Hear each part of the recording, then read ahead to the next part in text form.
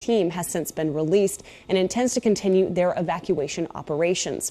And we now want to welcome in friend of the show, former Deputy Assistant Secretary of State Joel Rubin. Joel, let's talk about this. When we last talked, we have these pictures now from Bucha. They had not yet been made public. It's really hard when you look at them. We obviously didn't show them to our viewers because it's difficult even me remembering them. What was your reaction to these jarring images? You know, Tabitha, I'm an American Jew, and I have traveled into Eastern Europe. I went to Poland and looked at death camps there. We saw the mass grave areas. It brought that back right away. It brought back memories as well of Srebrenica, of gross human rights violations, mass murder of civilians, the depraved behavior of a psychopathic dictator intent on committing murder as a strategy for objectives that are very hard to understand right now. So it's just very, very emotionally stunning. Now, I presume, like world leaders have said, that you would consider this a war crime, maybe even genocide. Certainly a war crime. That's the minimum level. Crimes against humanity, absolutely. Genocide, I'll leave to the smarter lawyers like Ambassador Prosper, with whom I served at the State Department years ago, to help parse out the definitions. But what we do know is that these are depraved acts of criminality. These are genocidal in nature, if not pure genocide. And they are done through deliberate action. That's the key here. And that's where I think it rises up beyond just those who commit the atrocities on the ground. Mm-hmm. But this is repetitive and happening across Ukraine. That means it's a military strategy. That means it's doctrine. That means that the leader of the country, Vladimir Putin, is deciding that this should be the approach his military takes. That means he is just as culpable as those who are committing the atrocities. And the killings in Bucha may have been, the last straw for a lot of European countries who have expelled Russian diplomats. Can you explain to our viewers what this means for country relations? It's certainly going lower than it has ever been in my lifetime, and it's a low point. And what it means is that when diplomats are kicked out of a country, there are no longer official representatives to that country from that government. That means that normal activities such as an embassy that has, such as handling visa applications, helping businesses engage that country, sharing intercultural exchanges, all that is shut down. It basically closes the official door.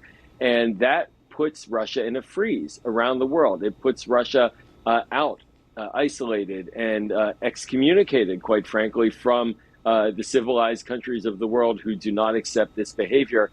And that does, of course, have the impact of meaning that all the Russian people suffer. And it's the Russian people who also are suffering at the hands of Vladimir Putin, who is a dictator in his own country as well. And another rounds of sanctions are coming on Wednesday. At what point, if any, would sanctions actually deter Vladimir Putin? And I also am curious, with this other round of sanctions, how many more sanctions can be put in place? Where's the limit on that?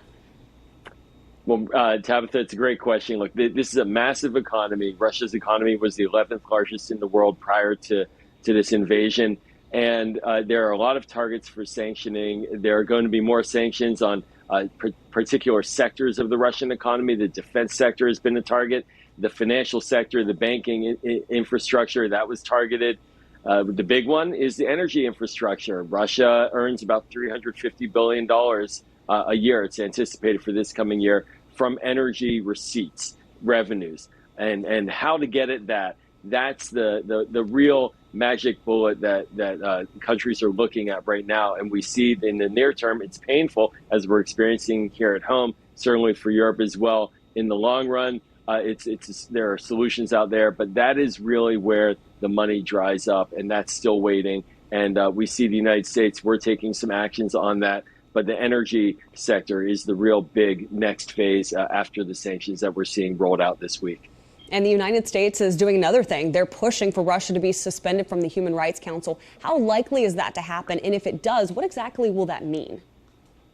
Well, it requires a 2/3 vote from the UN membership. So we're talking about 140, 150 roughly countries would have to support that.